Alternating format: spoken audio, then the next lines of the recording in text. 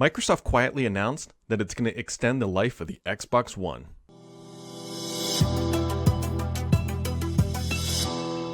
If you can't get your dirty little paws on a next generation Xbox console, and I know many of you are still having significant troubles trying to find these, Microsoft is about to throw a bone to Xbox One users. Now, the company is in the midst of E3 and they had a lot of announcements before E3, during E3, and Microsoft put up a blog post talking about some of their big announcements. But buried in that blog post is actually a bit of information that is going to extend the life of the Xbox One in a very significant way.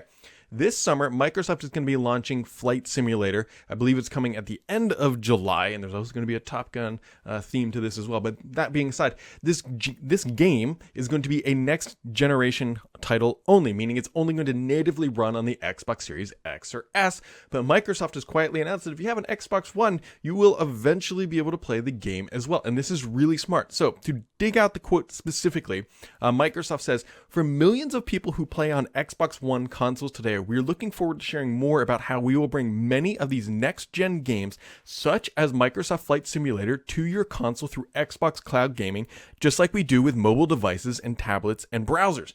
This is a pretty big deal and not completely unexpected, but the fact that they're calling out titles like Flight Sim coming to the Xbox One brings up a really interesting point. Microsoft is, again, as we've known, and I've said many times, pushing Game Pass over hardware, which makes sense. They're a software as a service company. And if you have an Xbox One console and you want to play these next-gen titles, Microsoft's going to make that available via cloud gaming. Now, we don't know if there's going to be any enhanced benefits because obviously the Xbox One does have some compute power there, and it's not just a simple endpoint like a browser, but Microsoft is going to enable this functionality to allow you to play these games with the obvious benefit that if you're signed up for Xbox Game Pass, then you're going to be able to get next-gen titles and play them on your console. It'll be interesting to see how the latency and everything else works out because, again, it's not going to be using Bluetooth, right? You have the RF protocol or the Xbox protocol for the controller, so it should honestly be a pretty decent experience. We don't know, again, also what the graphics are going to be and what the resolution, but the fact that Microsoft is very clearly in very plain language coming out and saying, hey,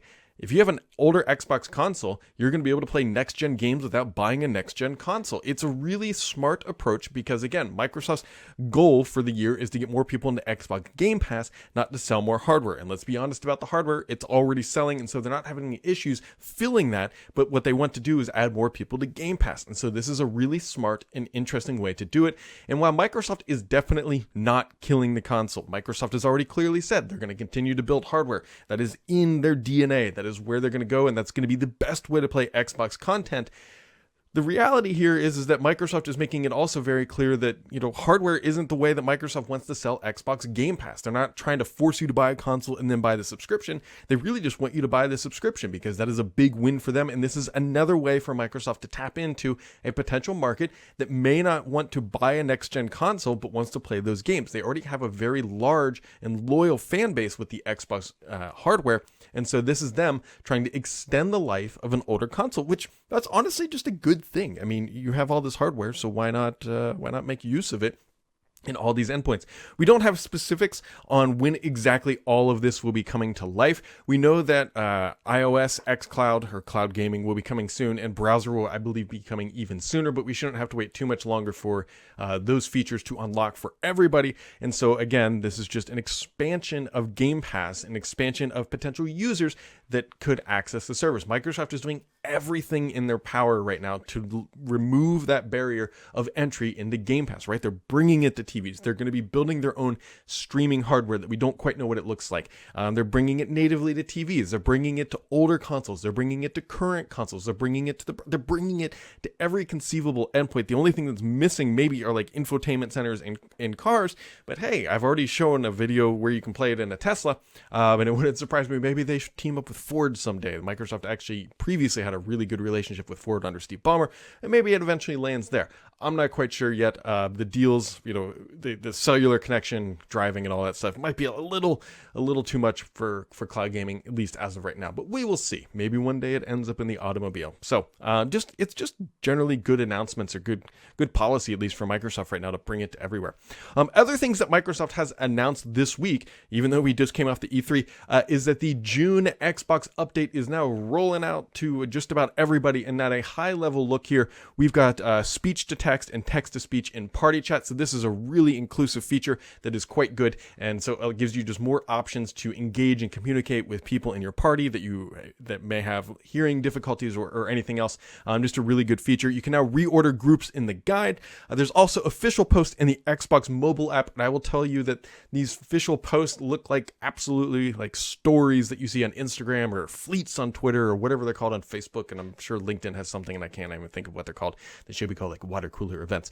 Those are now available. Also, review and approve a family's cross-network play request. This is more of a parental control, but it's again a good feature that is just coming for no additional cost coming down to your console. So again, just been a very busy week, or not even week. I mean, effectively since Sunday, and today is Wednesday. Microsoft really bringing out all the punches here. I'm just really interested to see how quickly they can bring cloud gaming to last gen consoles and also current gen consoles. It's one of those features that is really going to light up unique experiences, myself included. Like, I obviously am part of Game Pass, but when you go in and you look at all the titles, like, that'd be fun, then you download it and it's not really your thing. But being able to stream it will really alleviate not only the storage issues, especially on the Xbox Series S, where it only has that 500 gig drive minus the OS, which is, let's be honest, not shrinking in size by any means. And then you can install half a Call of Duty and you're already out of space pretty much.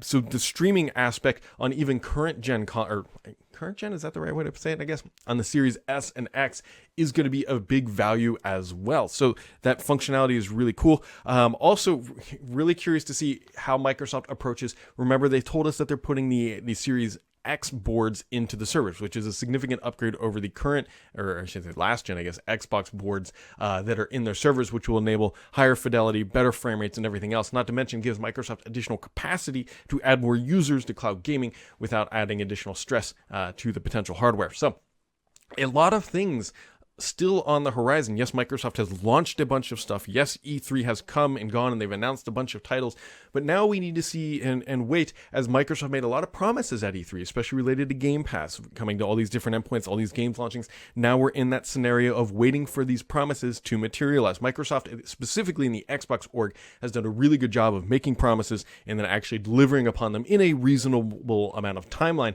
And so we will wait and see how and when and where Microsoft delivers all this stuff over the coming months. Remember, while Microsoft has a fiscal year end of June 30th. Things typically get kind of quiet. July and August, a lot of people take vacation.